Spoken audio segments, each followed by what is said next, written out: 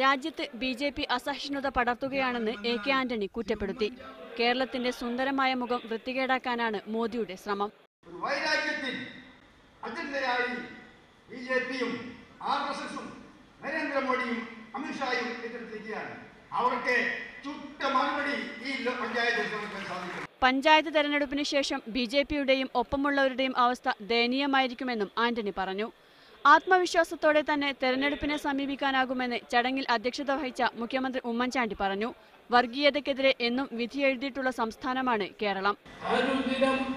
ജനങ്ങളിൽ നിന്ന് ഒറ്റപ്പെട്ടുകൊണ്ടിരിക്കുന്ന ബിജെപി കേരളത്തിൽ ഏതെങ്കിലും വിധത്തിൽ എന്തെങ്കിലും സ്ഥാനമാനങ്ങൾ നേടാൻ പറ്റുമോ എന്ന് ശ്രമിക്കുക.